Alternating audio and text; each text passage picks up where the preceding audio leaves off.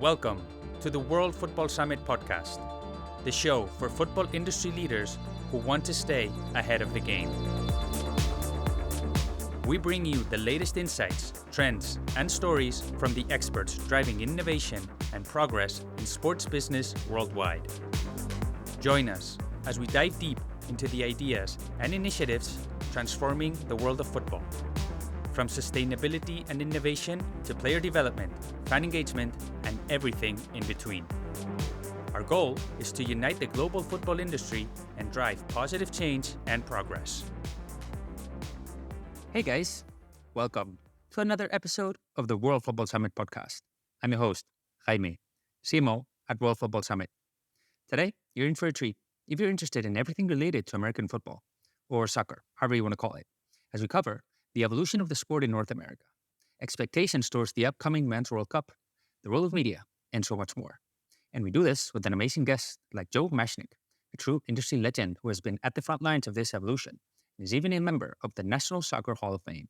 Joe is currently Soccer Rules Analyst at Fox Sports, and what he's most known for is his different roles related to refereeing, and his accomplishments include Director of Refereeing of Major League Soccer, Director of Refereeing of National Premier Soccer League, even match commissioner for both CONCACAF and FIFA. He's currently the rules and match commentator for soccer games broadcasted by Fox Sports. He has been part of games, including World Cups, Women's World Cup, MLS, US National Team, UEFA Champions League, Copa America. The list just goes on and on. And as you can imagine, I feel honored to welcome someone like Joe to the show. And I want to thank my professor and friend, James Santomier, for helping me make this connection. Before we kick off though, a quick reminder. Don't forget to subscribe and rate the podcast on your platform of choice. Share it with your colleagues in the industry as well. And if you want to head ahead of the curve, subscribe to our newsletter. All the links are in the show notes. Remember, World Football Summit Europe in Sevilla is just around the corner on September 18th and 19th. And we also recently announced the return of World Football Summit Asia, taking place in December in Riyadh. Everything is on our website, so make sure you check it all out. Now, nothing else from my side. Let's welcome Joe Machnik. Well, Joe, it is an honor and a pleasure to welcome you to the World Football Summit podcast. And I think we're going to have a very fun conversation for those who want to learn more about the industry in North America. So yeah, welcome. Well, thank you so much, Jaime. It's a pleasure to be with you. I'm looking forward to this conversation. It's going to be a fun one, I can tell. But before we go into it, Joe, I always like to ask my guests why they decided to pursue a career related to soccer. And in your case, given so much you have given to the game, I think this question is very relevant. So yeah, why a career in soccer? I don't know that I made the decision on my own. It becomes sometimes being at the right place at the right time. I grew up in New York City, and a decade after World War II, there was a lot of immigration coming from Eastern Europe. So all of the cities on the East Coast were soccer hotbeds. I'm talking Boston, New York, Philadelphia, Buffalo, Cleveland, Toronto in Canada, even Chicago. So we had all these ethnic soccer leagues, and especially a big one in New York City. And I grew up watching the game as a kid in a local park, and then wanting to play it, and played it in high school, and it got adopted by the New York Ukrainian club and played for them. And then I became a college player, a college coach, a college referee, a pro referee. Then indoor soccer came, and I was the head of referees in the professional league. And then, so much. Then became somewhat of a goalkeeping guru, I guess, as we had a number one goalkeepers camp. And then, everything, it just evolves. And the last 11 years, I've been working as a so-called rules analyst for Fox Sports, talking about and trying to explain officiating decisions, as they happen almost instantly on the field in major tournaments and even in some of our local competitions. So I don't know that I made a decision to pick this career, but kind of just all fell into place for me. Kind of chose you. Because, what haven't you done? That should have been my question, no? Joe, I'm curious. Given everything that you've done, you've witnessed kind of like the evolution of soccer. in America, and pretty much firsthand. No, I don't know if you can pinpoint to a specific moment where you know um, it became kind of like a niche sport to something that's embedded in the culture of the country. Well, going back to the late 1950s, like I said, we didn't even have a single soccer game on television here in America. Um Once a week, there was a show called Soccer Made in Germany, which showed Bundesliga highlights and a condensed version of a Bundesliga game. And that came on the educational television network, not even, without commercials. It was actually a lot of fun. And then Wide World of Sports, which was another big sports show that happened every Saturday. They showed the FA Cup one year, and it was a very interesting game.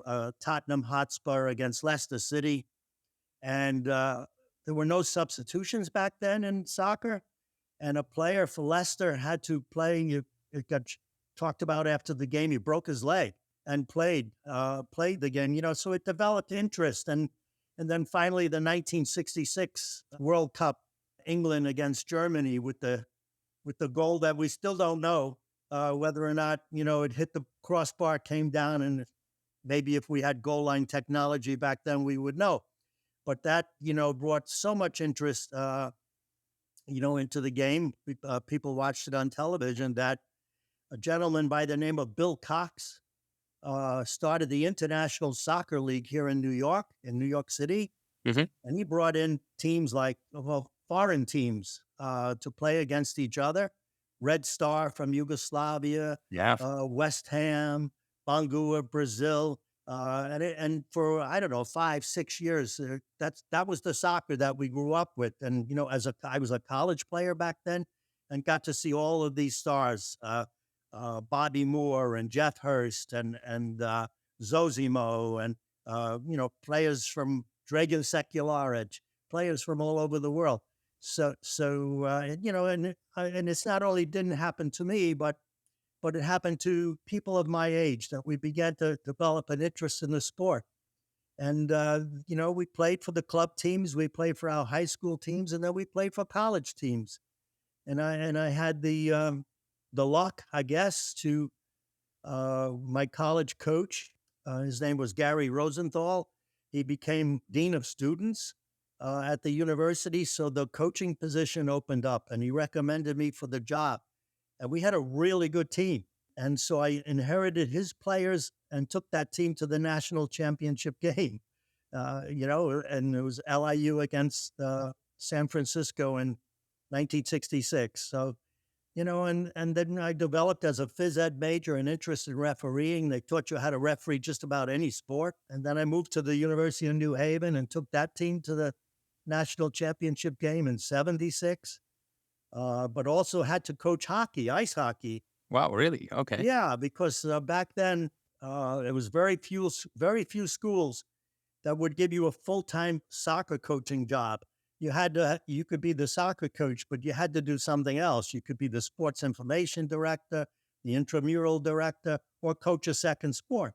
So I coached hockey because I grew up in New York City and I knew about hockey. I went to so many Ranger games when, as a high school kid, you could get in for 40 cents and run up the stairs because there was no escalator or anything like that, and sit in the front row. This is when there were only 6 teams, so you knew every player, and so I could coach a little bit of hockey. And then when indoor soccer started, which was actually played on a hockey rink with a carpet over the floor, or even sometimes over the ice. They asked me if I wanted to be the referee in chief of that league because I knew hockey, and so I pretty much wrote the rules for that league and refereed the first game, and started a referee program for the league. And it became such that we needed to hire full-time referees back then. And I'm talking like early 1980s. And that because we needed specialists in the indoor game. Uh-huh. So because it was different, it was faster. You were making a decision every 4 seconds as opposed to every 30 seconds. from the outdoor game. And so we might have had the first full-time referee program in the world. And so we hired like 6 referees full-time, and they did all of our games. And then, of course, we hadn't qualified. We hadn't qualified for a World Cup in 40 years. And because I was a goalkeeping specialist of sorts and had worked with so many of the goalkeepers through my camp, when it came time to qualify for the World Cup 1990, U.S. Soccer asked if I would be the assistant coach for that team. And I was in the qualification process, the assistant coach, and then also in World Cup, when we qualified for Italy in the Italia 90 World Cup, I was assistant coach, goalkeeper coach. And then a couple years later, the university asked me to start a women's program. So I started women's soccer at the University of New Haven. And like you said in the introduction, I mean, there's just so many things, and finalized it with MLS when MLS started. Some of the referees knew what I had done in indoor, and I knew the referees, and they politicked a little bit for my employment to lead that program, and which I did for 15 years. And then, so near the end of that, I used to go to do the broadcast meetings once a year. They would ask me to speak to all the broadcasters, the newspaper writers, the journalists, to talk about changes in the laws of the game, the disciplinary committee for which I was pretty much the chairperson. So I would do that, and I would make it fun. And in fact, so much fun that the gentleman who organized it, his name was Michael Cohen, he always put me on after lunch, because he said, well, the guys would have a couple drinks for lunch, and there would be stuff with food, and you got to wake them up and make it fun.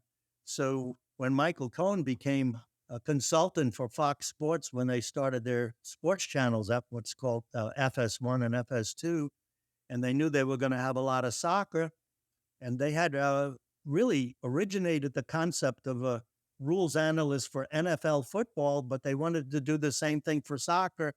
So I interviewed for that, took a screen test, and 11 years later, I'm still doing it, and it's lots of fun. So that's a long story, but in a nutshell, I guess I've been there and done that, and seen a lot of soccer. Yeah, you have. Yeah, you have. And I guess there's a couple of things that I want to ask you about there. First, I would say the 1990 World Cup team. I don't know if you can tell us a little bit about that team, because some argue that that's kind of like what started it all for soccer, finally being able to play in a World Cup. What are your thoughts on that? Well, you use the word argue. I don't think there's an argument. I think it's a fact. And it actually starts a little bit before 1990, because we qualified for the Olympics Okay. in '88. Yeah. All right. Okay, and many of those players were the same players that matured into 1990. Okay, I get it. And our coach back then was Lothar Hacienda, and we were in a really tough group. And I think we were Argentina, Russia, and the host country, South Korea. So we did not get out of the group. Mhm. And part of the reason was that we gave up 2 penalty kick goals, and the goalkeeper, Dave Vanoli, was a 5-year camper of mine. And I knew I could help him save penalty kicks if I could remind him of what he learned at camp. But anyway, so after that, after '88, FIFA also announced the first World Indoor Five-a-side Championship. All right, so because we had lots of experience with indoor soccer, and in fact, the head coach John Kowalski, who played for me at the University of New Haven, was appointed the indoor coach. So he asked me to assist him in the first five-a-side World Cup. And the Federation thought it would be good if many of those Olympic players who were also going to attempt to qualify for the World Cup played in this five-a-side tournament, which they did. So we had Tab Ramos, Peter Vermes, Bruce Murray, Eric Eichmann, so many, Jimmy Gabarra, and we won the bronze medal. Nice. In that tournament. So, and it was the first medal won by a men's U.S. soccer team in the history of U.S. soccer. Now I have to qualify that because way back when, I think in the 1930 World Cup, we finished third, Mhm. but there was no medal process Okay.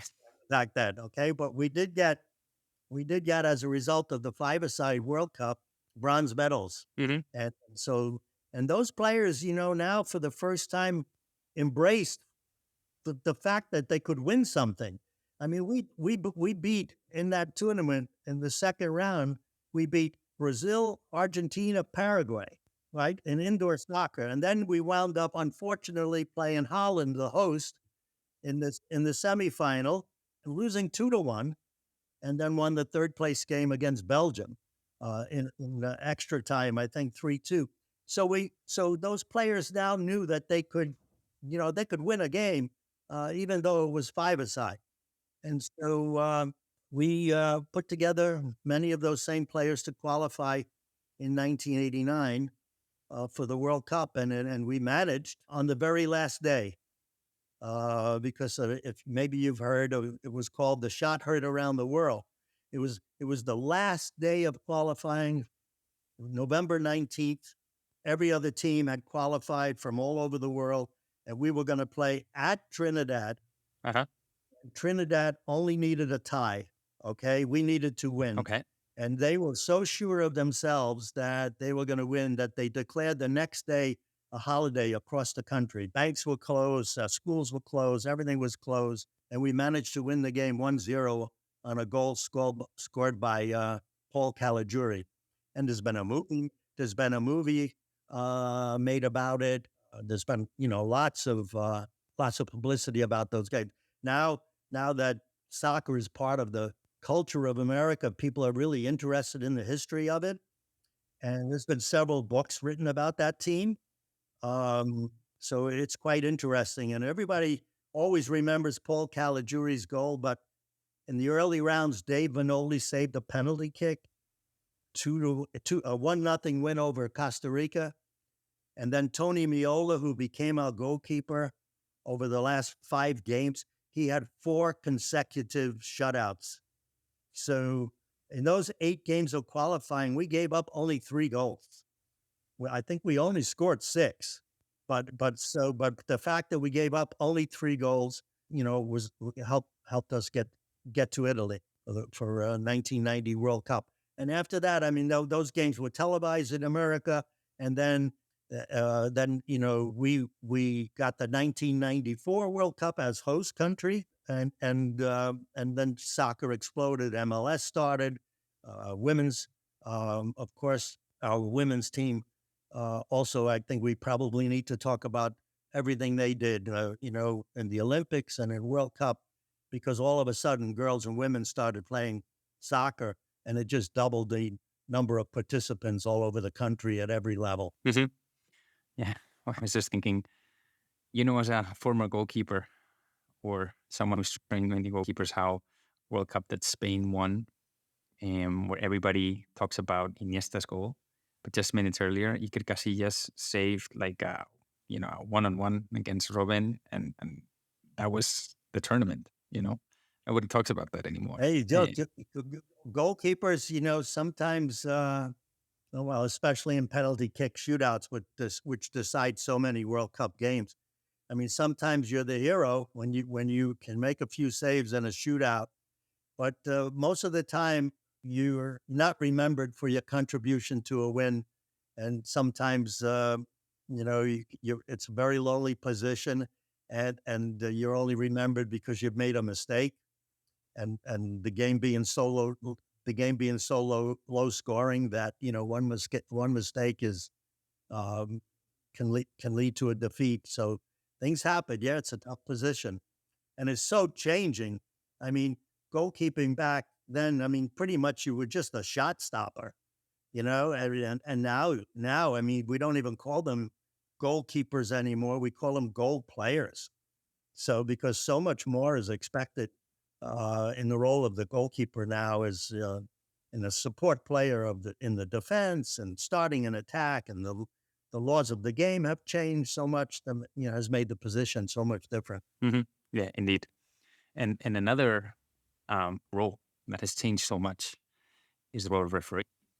And I was wondering if you could. You were director of refereeing at the MLS, which sounds to me like a very intriguing position. Let's leave it at that. I don't know if you can describe your time there and how it evolved, or anything that you remember that you want to share. Okay, so MLS started as a result of the '94 World Cup here in America, and it was hoped that they would start in '95, but they didn't start until '96. Okay, when they had sufficient ownership group and put together the 6 teams that would start the league. At that time, refereeing in the United States was not ready or prepared to officiate the quality of players that were coming into MLS in those early years. And I mean we're talking, players of the level of Donadoni, of Marco Echeverri, really quality players, supplemented by all of the US players that had played in not only the 1990 World Cup, but '94 World Cup, where we got out of our group. So it was a challenge. And not only that, US Soccer, which runs the referee, the federations run referee programs. So MLS didn't have a referee program per se, but was the customer of US Soccer's referee program. So US Soccer was not ready to administer refereeing on a professional level. They didn't have the concept, like with refereeing in a pro league, less is more. The fewer referees you use, the more the players get used to them, the more the referees get used to the players. Everybody, there's a consistency improves, and you get to know what to expect. Mhm. Out of when a referee shows up. And in that first year, I was not involved in the first year of MLS, but in the first year of MLS, 202 different officials were used either as referees or assistant referee, linesmen, fourth officials in that first year, to the point that in the playoffs, a referee was working with an assistant referee, and that assistant referee was doing his very first game. Now that's just not pro. It's not professional, right? You would want a referee out there who had been working with a pair of assistant referees like a team. So they, like what we have in FIFA today. So I was hired at the start of year 2 to work with U.S. Soccer, and then later the Canadian Soccer Association, as we added Toronto and Vancouver and Montreal, to put together a program. And that's what we did. And the first thing was, to eliminate large numbers of referees and just to make the group smaller. And then over time, we hired our first 4 full-time referees, and they got like 20 games apiece. And that I don't remember, it was year 4 or year 5. But when I first started, you asked me what it was like. Well, we would have a preseason meeting with all of the referees, Okay. and then we would meet at the All-Star break. So in essence, and this is almost before internet. So I mean, they were receiving their assignments by fax. So in essence, we were only meeting with the referees twice a year. But things developed, and now we were be able to make video clips, and the internet comes, and we could share video clips and blah blah blah. But it still became time that more needed to be done with the referees. And so I'm sure you're familiar with the English model, where there's a separate group, and now Howard Webb is back there, and he's in charge of it. Yeah.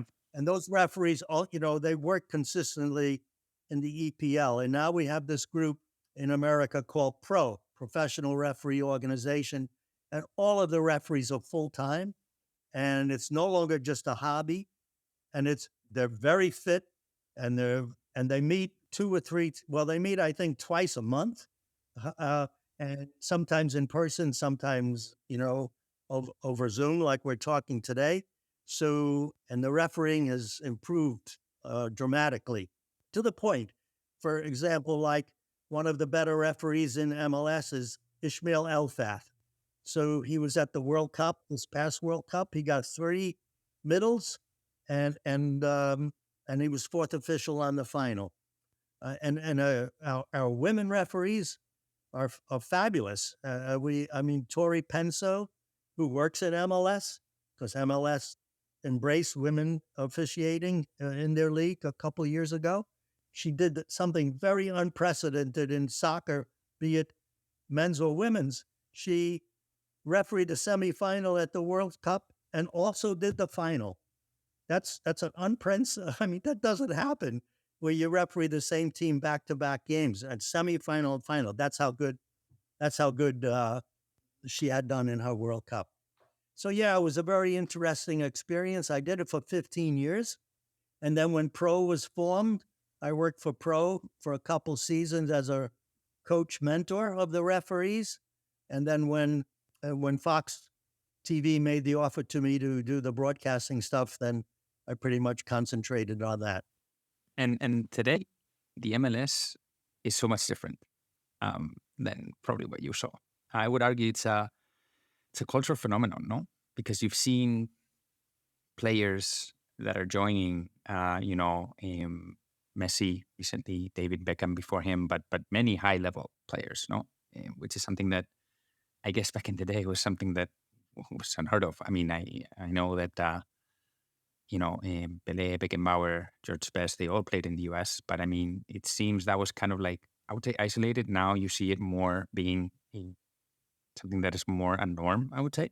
So do you think this is going to help that momentum going? Meaning, if at some point Messi will retire or he will leave Inter Miami, but do you think the country has done enough across all fronts to keep momentum going for soccer and become a major sport? Well, remember what I told you at the beginning of this call, that we had only soccer made in Germany on TV, right? And that was the only thing that we could see. But now in America, we can watch a soccer game on TV 24 hours a day.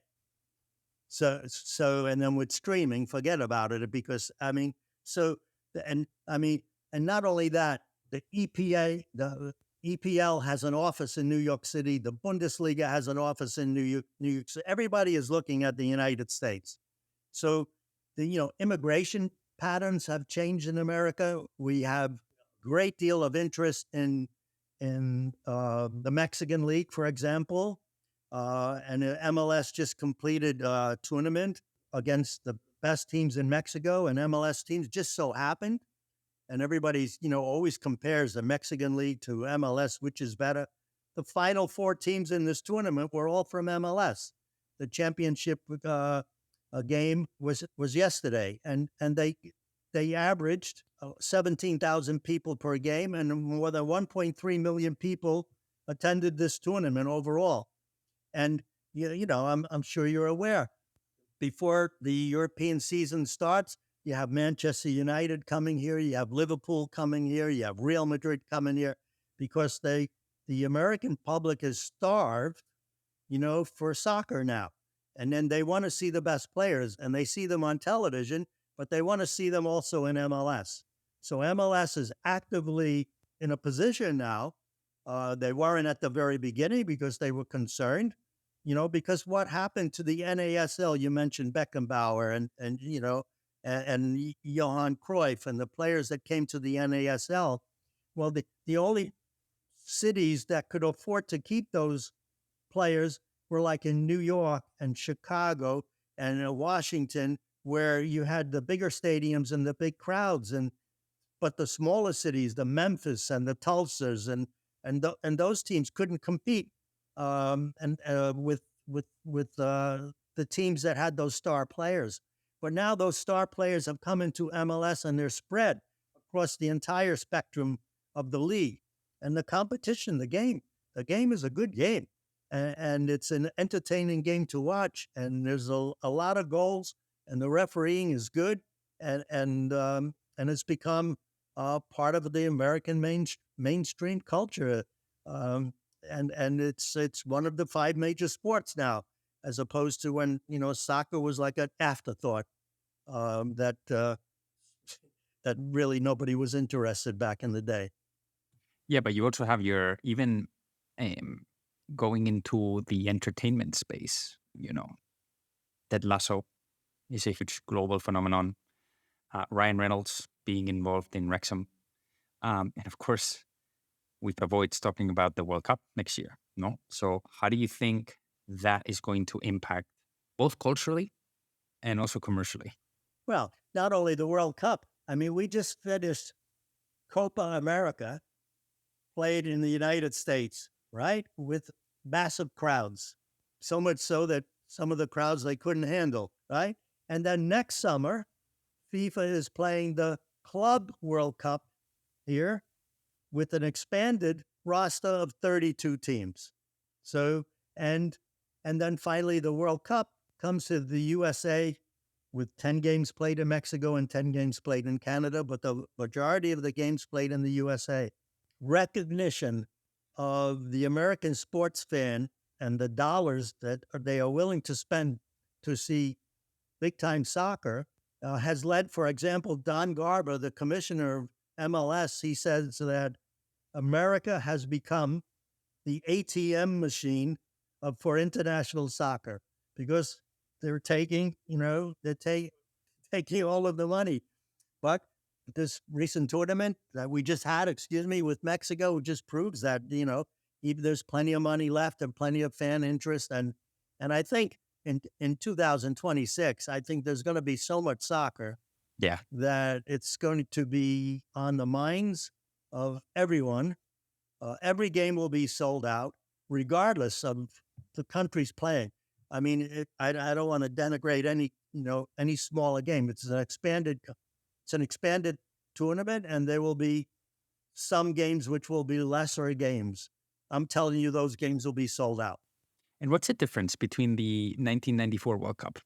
Well, 1994 World Cup was the most successful World Cup in history and might still be the most successful World Cup in history in terms of attendance Okay, because of exactly what America loves: big events, yeah, right? We love the Super Bowl.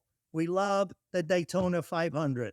We love the Olympics. When the Olympics were played in America, it's the biggest thing. So Women's World Cup in America was a super event. 90,000 people in the Rose Bowl attended the final. So we love big events. So if no one came from Europe and South America to see these games would still be sold yeah. out. Now, I guess one of the things we talked about, while preparing for this meeting is, and you mentioned it before. Now, you just had Copa America. At the same time, the Euros were also being held in Germany. Um, what differences would you highlight between both competitions, despite being the two major, regional competitions, if you will? Yeah, I that's a great question. I commented on 5 early in the tournament Euro competition until Copa started, and then so Mark Clattenburg, who I'm sure our listeners that remember as a very famous referee from England in the World Cup and Euro Champions League and everything. So we worked together as we did in Qatar, as we did in Women's World Cup. And so he did most of the Euro games after maybe the first few days. But I watched so many Euro games and then also commented, was the rules analyst on every one of the Copa America games. So, and it was very easy to notice. You didn't have to be a soccer fan really to notice the difference. Let's call it in quality of play, but that's not really totally fair. But let's just say, first difference, some of the Copa America games were played in NFL football stadiums. Okay, wow. And so they couldn't put a full size field. Now, this will change when the World Cup comes because these same stadiums have agreed to take out stands to reconstruct them so you can put a full size field. The Euro games were played on a full size field, maximum length, maximum width.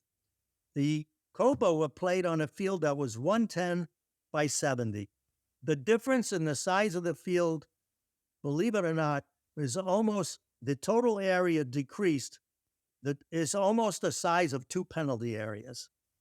So there was no time and no space for the players to settle the ball or even to relax on the ball. And as a result of this, the challenges that the referees had to deal with, intensity of the tackles, the 2s versus 1, 3 versus, all on the ball. I mean, players on top of each other all over the place, made for a completely different game.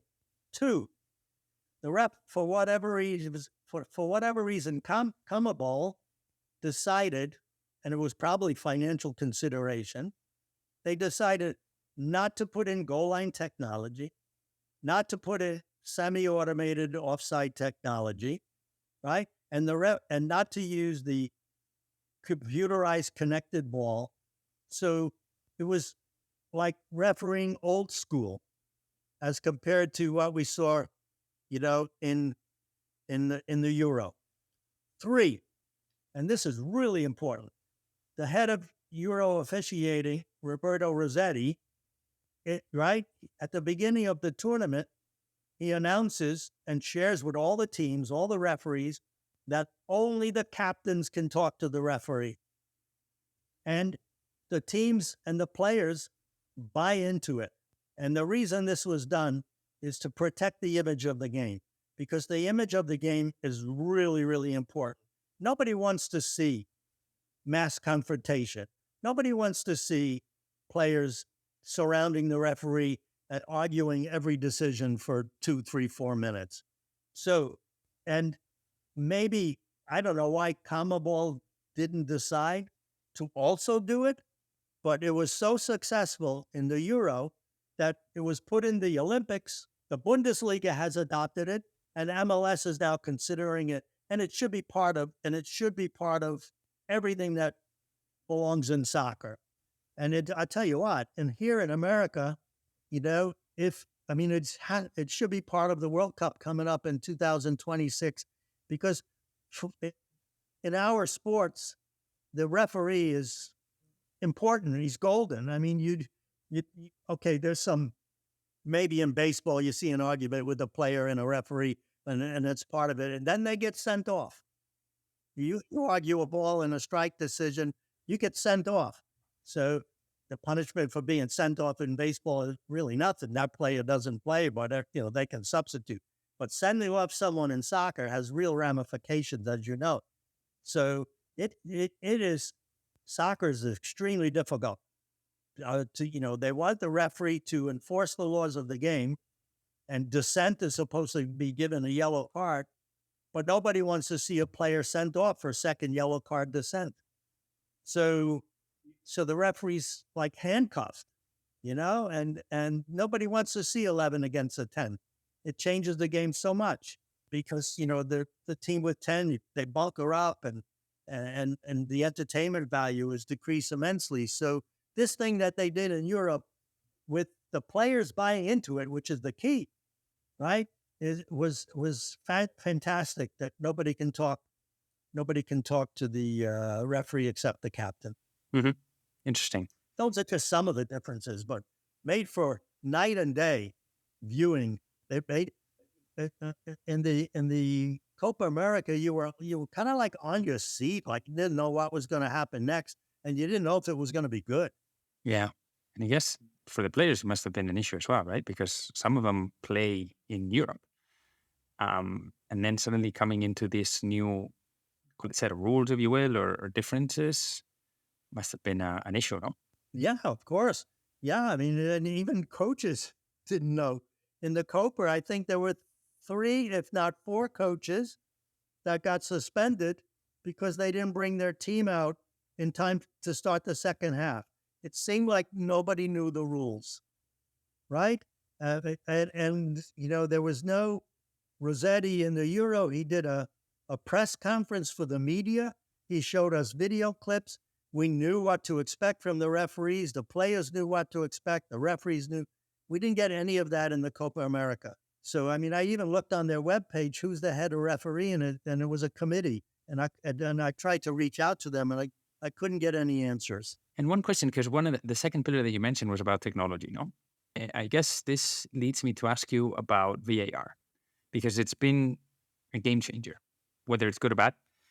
So that's actually what I want to ask you from your perspective and given your knowledge.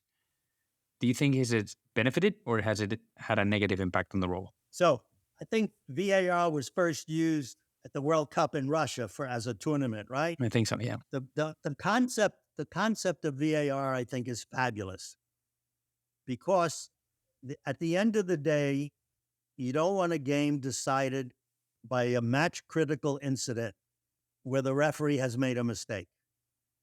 All right. So what do I mean by match critical? A penalty kick is given, but it should not have been. Or the referee decides not to give a penalty, but it should have been a penalty. Match critical. Offside, not offside, leads to a goal. Or the referee, the assistant referee inadvertently puts up his or her flag and stops a promising attack that could have led to a goal, right? Yellow card or red card. Match critical on that decision. The referee gives a yellow, but it should have been a red. Or the referee gives a red, and really it's too harsh and it should have only been a yellow. So these things are match critical. And you could go the history of the game. You could argue that the referee decision in the 1990 World Cup final, Argentina, Germany, is decided on a penalty. You could argue that if there was VAR and the referee chose to go look at a different angle, he may not have given that penalty. Mm-hmm. Okay? So that's the key. So in the early use of VAR, the problem was identifying or understanding the concept, what is a clear and obvious error? Because that's the key. So you have to set a standard of what's clear and obvious. So we did some Liga MX games at Fox. I did some. And they were doing 7, 8, 9 VAR interventions a game. Wow. Okay, until they figured out that, hey, there really should only be one VAR intervention every 3 games, because you want to deal with only what's clear and obvious. So when they get, they were very smart. You know that in the VAR room, the VAR officials are actually in uniform. Okay, right? They're in uniform because they're part of the officiating team. And so if your referee is from Germany, you would like to have a VAR from Germany because you want them to see the game in the same way and have a clear understanding of what's clear and obvious. And so when that has improved dramatically, which I think it has, then VAR gets better. And VAR is this is not my quote, VAR is a parachute for the referee. Okay, I heard that at a presentation. So the referee is out there now knowing that because he has only one angle, or she has only one angle to make a decision, and the VAR could have 16, 17, 18 different angles. And sometimes the best angle is from behind the goal, especially on penalty kick decisions, right? And you can see clearly, okay, the defensive player, for example, got a touch of the ball and the penalty kick should not be given, right? The referee can't see that from his or her angle, looking from inside the field. So the VAR calls down to the referee and says, I think you better take a look at this. The referee can still say, no, I got it right. The referee is not obligated to go look at the screen, at the monitor. But it makes total sense. The VAR, who is from the same country, speaks the same language, has the same understanding of what's clear and obvious, says, take a look at this angle. The referee goes over and says, okay, I didn't miss it, but I'm seeing it from a different angle. Okay. And I only had one angle. Now I'm seeing the best of 18 other angles. And I'm going to change my call, or I'm going to stick with my call. And so I think the fact that there's VAR now means that games are not unfairly decided. That doesn't mean there's human error. That doesn't mean we're not still have human error, because we have situations where VARs have been accused of not paying attention, all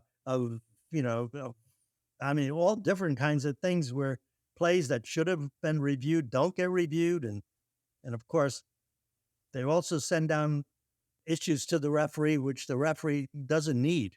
I mean, because the referee has made the decision and it doesn't need to be reviewed. For example, you look at the last Olympics, women's Olympics, USA just won the gold medal, right? And there were two VAR decisions in that game which the U.S. benefited from. Okay? One was a goal for the opponent was disallowed on the closest of offsides. And then there was a penalty kick decision where the VAR chose not to request or suggest is the right word, that the referee comes over and looks at what could have been a potential penalty kick against the U.S. And the U.S. wins the game 1-0. So, and no one's beefing on this. No one is saying, because VAR gave it all a second look. The offside decision was clear, even though close, clear and obvious offside. Penalty kicks are always subjective. But you have to realize not all contact is a foul and not all fouls are penalty kicks. Yeah. Okay. And Joe, from your perspective, how we live in a world where technology is kind of like taking over. How do you think technology will impact the role of the referee? And when I speak about the role of the referee, I'm not only speaking about it in the pro level. I'm also thinking about, the entire ecosystem, if you will. So this includes your youth, even your amateurs. So what's your perspective on that? Wow, that also good. And I mean, and there's going to be more technology. Right now, FIFA is doing a thing called limb tracking technology, where they may put into effect, because they're recording every possible position on every player's body. They may put into effect the ability to really know if there's been contact between one player and another, which will lead to better decisions in regard to simulation or whether or not there was really a foul. But your question is this, and I think I have the answer. And I'm not so sure I like the answer. VAR at the highest level has shown the public that even at the highest level, with the best referees in the world, that referees still make mistakes because it's impossible. They only get one angle to look at it, right? And they're very fit now and they get into the best possible position, but it's only one angle. So VAR is very expensive, by the way, very, very expensive. So we're not going to see VAR as we know it at the highest level come down into grassroots football. We're not going to see it. And the problem for me is that spectators, players, now know that referees make mistakes and are not ready to accept the fact that the referees make mistakes. And absent VAR, these mistakes determine the outcome of the games. And it causes problems. And here in American grassroots soccer, youth soccer, they called me on air, they call me Dr. Joe. They say, let's bring in Dr. Joe, right? So, and I get a chance to comment on a referee's decision and hopefully explain. Do you know what, at youth, it's been reported to me, I haven't witnessed it firsthand, but at youth soccer games, the referee makes a decision, the parents yell out, you better call Dr. Joe. So, I mean, that's like, weird. But it also presents an environment which is, I think, unhealthy because referees are being criticized. We're having a hard time convincing youth to join the referee ranks. And there are so many youth games where we need young referees, to referee these games, and they're being abused and questioned. And we have some youth leagues in the country where we have like Silent Saturday, where parents are not allowed to say a word during the course of the game. And if they do, the referee is authorized or the field manager authorized to ask them to leave the facility. So, yeah, VAR has been helpful at the highest level, but it's present a trickle-down effect at the lower levels, which I'm really concerned with. At the end of the day, as you said, it's a matter of perception, no? And you're always going to have, regardless of the best technology or whatever, there's always going to be some human element to it. And you know, that is how that is going to determine how the technology is being applied, no? At the end of the day. Well, you can remember not so long ago, if there was a giant screen at the stadium, they would not show a replay, okay, because they were afraid of the reaction, right? They would put up some, FIFA something or other. They were afraid of the reaction of the spectators, and then all of a sudden, spectators were showing up to games with cell phones and iPads and tablets, and could see their own replay, could see the replays, which were not being shown on the giant screen. So FIFA had to come to grips with the technology and say, we need to do something to better educate the fans and try to explain to them why some of the calls are made. So now they put on the giant screen, okay, players being reviewed for possible penalty. Everybody is seeing, what the referee is seeing, and the referee, after looking at it, comes away from the monitor and tries to explain NFL style by saying, after video review, there was contact or there was no contact, and it is a penalty or it's not a penalty. Just none of this existed, 20 years ago? It didn't exist. And now, to me, that part of the game in the NFL, for example, when you see referees playing, calling the play, that's one of the most interesting things. And I guess, well, we have a few minutes left, and I want to be respectful of your time, Joe. Technology is also impacting the broadcasting space, and this is where I also want to get or take advantage of your expertise. Especially because today, attention spans are much shorter. But soccer kind of like maintains its traditional 90-minute model, no? So would you change any of the rules to adapt to this, call it fan behavior? Well, I'm going to answer your question, but a little bit first. I need to deal with the one rule change that has to be changed, Okay. and that has to do with how we're dealing with concussions and head injuries. Oh, okay.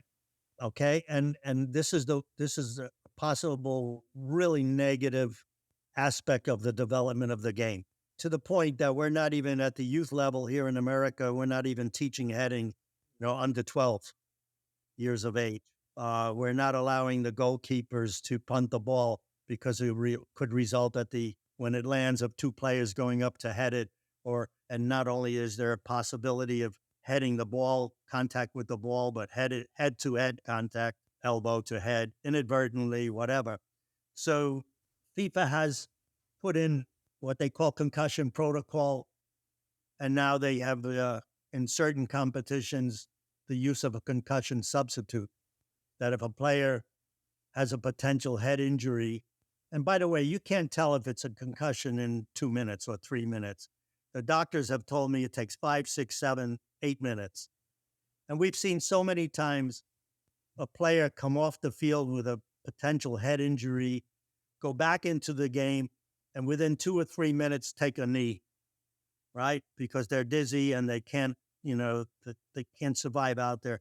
So we're putting players back into the game who are potentially have been concussed, and subjecting them to the possibility of even a second concussion in that game. And that's got to be fixed.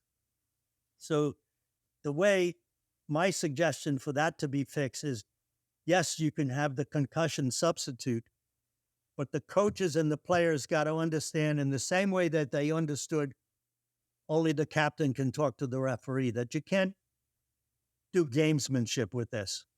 Okay? That is so that if a player my suggestion, if a player comes out, possible head injury, and a doctor takes his 5 or 6 or 7 minutes to evaluate whether that player should go in, you put a substitute in for that player, okay? But that substitute now will come out if the player is able to go back in, and that substitution doesn't count.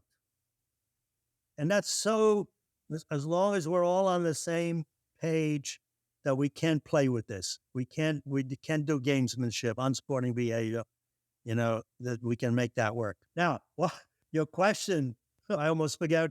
What it was about how broadcasting. Well, I tell you what, no two soccer games are the same.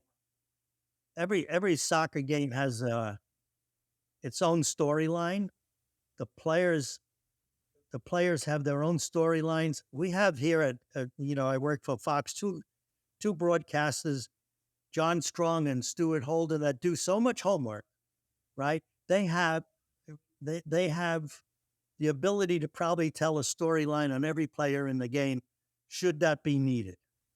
At the same time, accurately call what's happening on the field and providing color commentary when it was necessary. In fact, they've been so good at the laws of the game that sometimes I'm saying, bring me in, and they're explaining it better than I can explain it. So I'm okay with that.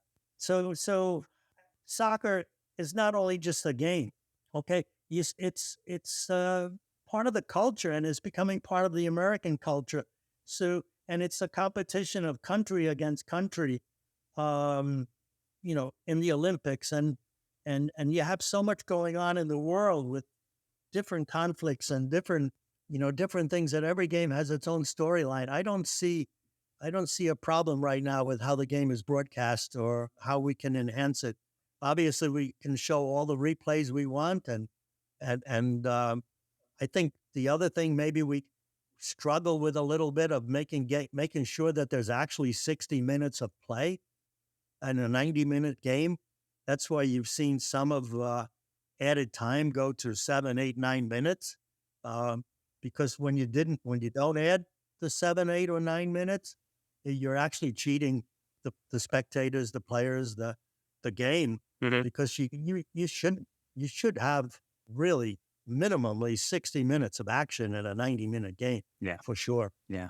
But what I appreciate about your answer, the first part, is that the person always comes first, and I like that. And I like it that you framed it that way. That obviously you make a rule to the game to take care of the person, regardless of they're a player or not a player. Yeah, the safety of the players is the primary reason the laws are made. There you go. No, so I like that. Absolutely. Yeah, no, I appreciate Yeah. that. So thank you for that answer, Joe. I wasn't expecting that, and I really liked it. I thought it was very beautiful, on your end. Joe, I want to be respectful of your time, but I was wondering if we still have time for some quick fire questions that I would like to do. Of course.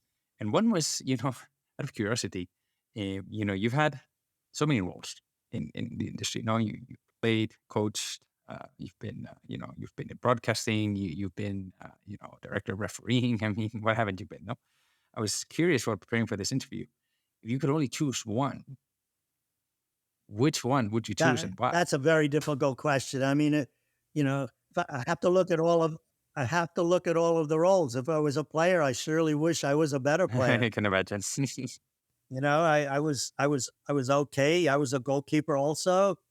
I was pretty good on the ground and not so good in the air. I was only 5'9", but had a little bit of a vertical jump. But you're playing career ends, and if you're a coach, you want to be a better coach. I lost 2 national championships. Okay, I lost in 66 with LIU, national championship game, and in 76 with the University of New Haven in Division II. I refereed an NCAA final. I think I'm the only person who has played in the NCAA tournament, coached in 2 NCAA finals, and refereed an NCAA final. I'm not sure anybody else has done that. You always want to be a better referee. I mean, you always want to get the call right, and you have a terrible feeling, when you know that at the end of the day, it's maybe you get to see a videotape or whatever. You wish you would have made a different decision. Which would I have? I mean, I don't know. I loved every minute of everything that I've done. I loved my indoor refereeing. It was so much fun. I loved what I think was a good contribution to Major League Soccer to help them get off the ground, to improve the quality of play. My actual title with them was Vice President of Game Operations. So I was in charge, so to speak, of a lot more than just the refereeing. I mean, when I got to MLS, we were doing keeping the time on the scoreboard, not on the referee's watch. So, I mean, players knew exactly when the game was going in and they were going to end, and there was all kinds of gamesmanship about that, kicking the ball into the stands, and then the referee was under pressure to stop the clock and then, not add the appropriate amount of time because you couldn't add time. So I got rid of that, and I helped get rid of that. We had the shootout and referee. You know what the shootout is? Ball is on the 35-yard line, and the player has 5 seconds to try to beat the goalkeeper. None of the star players wanted to take the shootout because the percentage of scoring is a lot less than a penalty kick. So a penalty kick is like 79% goal. The shootout was like sometimes 50%. And there was always the chance of injury because the goalkeepers were pretty aggressive and confronting the shooter. We had trouble with the timing of the shootout. So I hired these giant clocks, which were 5-second clocks, which were brought out and put behind the goal so the referee could see. And the clocks were $10,000 each, and within 2 years we got rid of the shootouts. And you know what they did with the clocks? You could come to the stadium, and for $5, they give you a sledgehammer, and you were allowed to take one shot at the shootout clock. So I mean, what American people, the American sports fan wanted to see soccer as it's being played in the rest of the world, and so now the MLS game is exactly how the world's game is played. I mean, I love what I'm doing now. I love talking with you.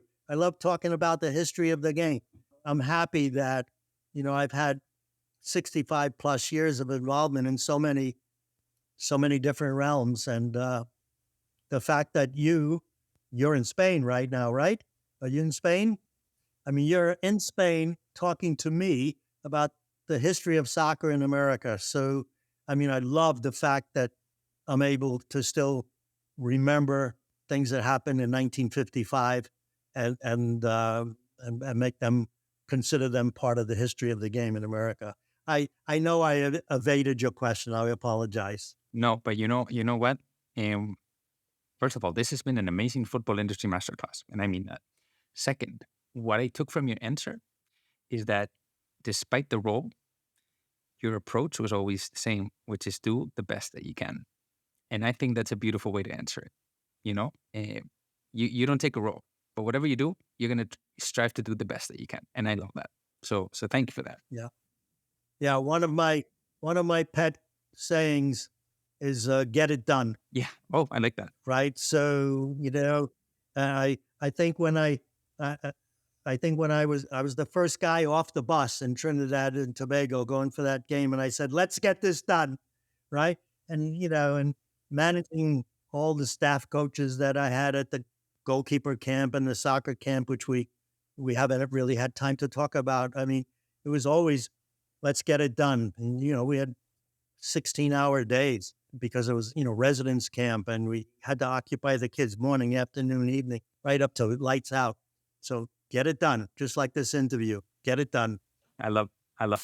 Just to finish, Joe, looking ahead, what would be, and again, briefly, quickly, however you want to frame this, but looking ahead, what would you say are the main challenges or maybe the opportunities, wherever you want to take it, actually, for soccer, over the next couple of years in the United States?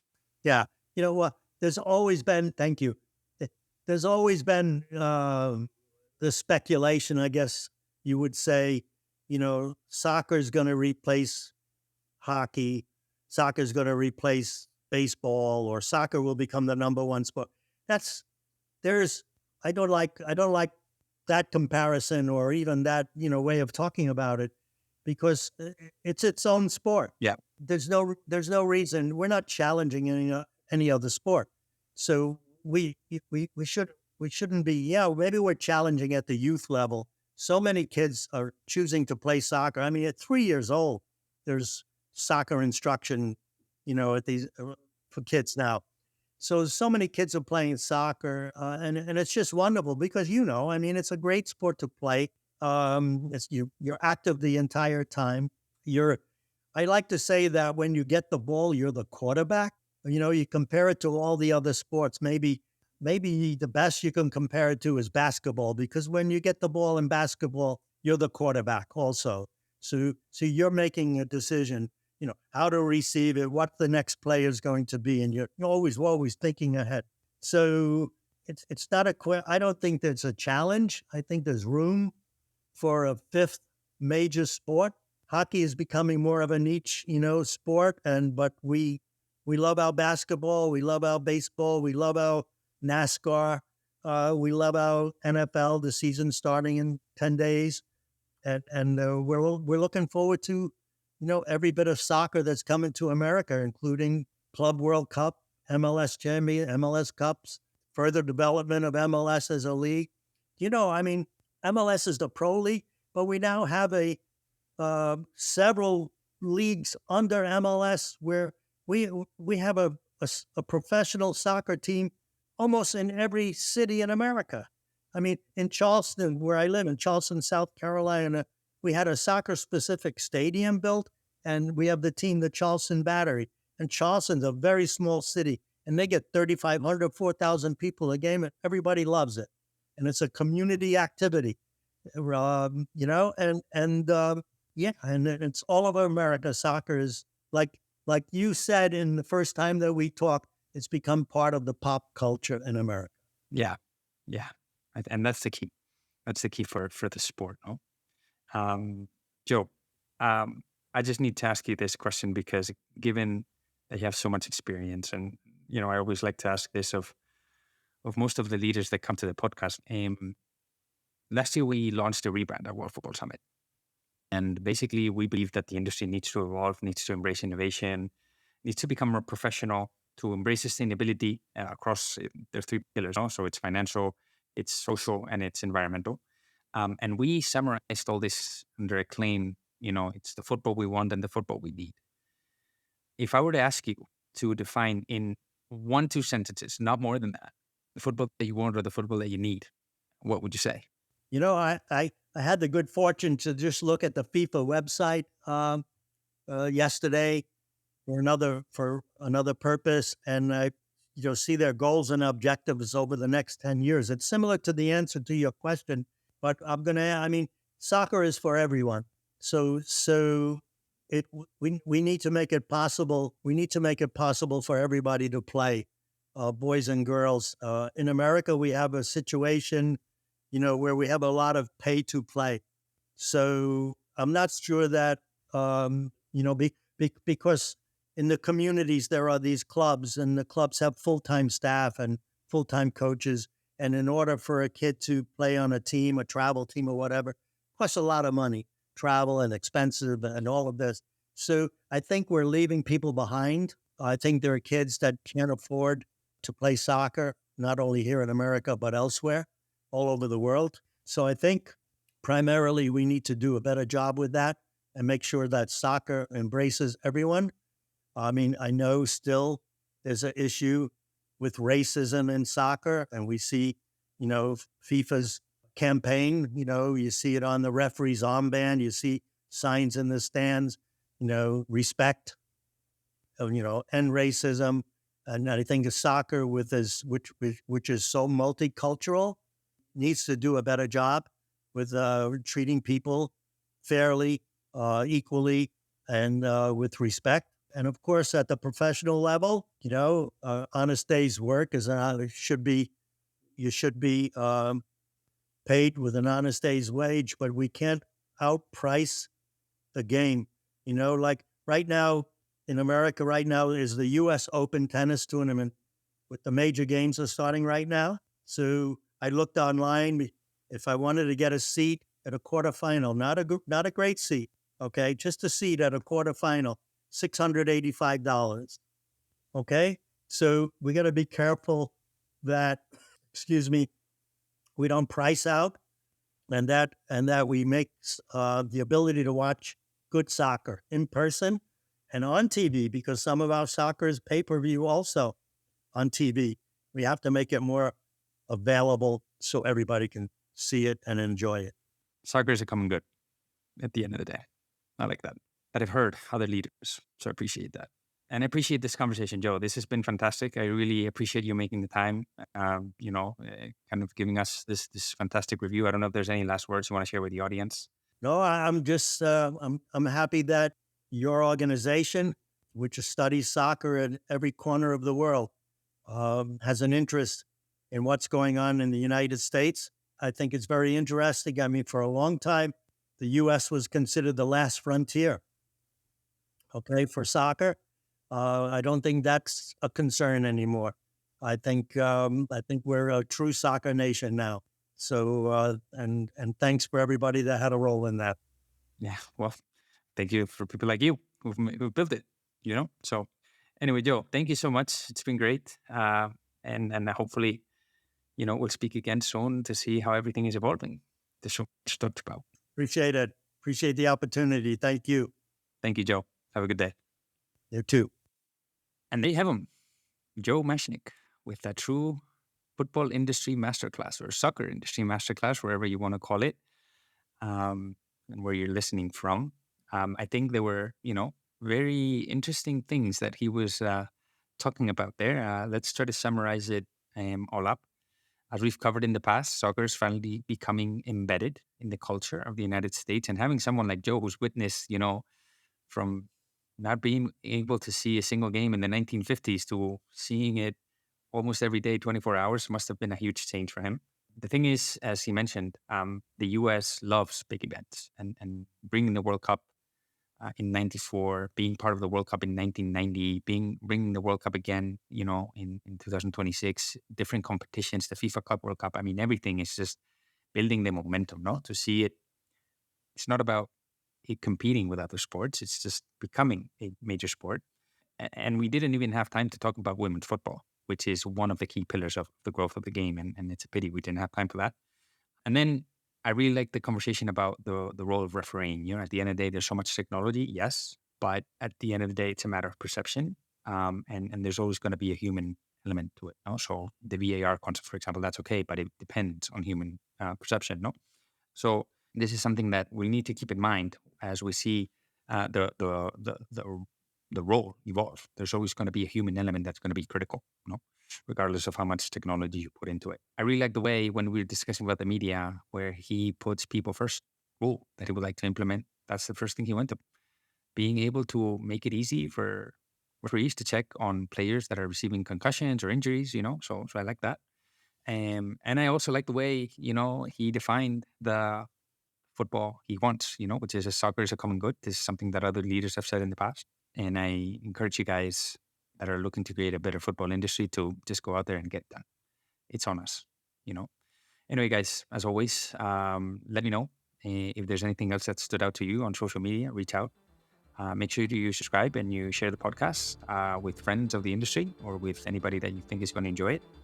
And subscribe and follow the podcast. Also sign up to our newsletters. Check out the events that we're organizing in Sevilla and in Riyadh. And really nothing else. I want to thank you for tuning into this episode of the World Football Summit podcast. I hope you have a great rest of your day, and hopefully we'll see you next time.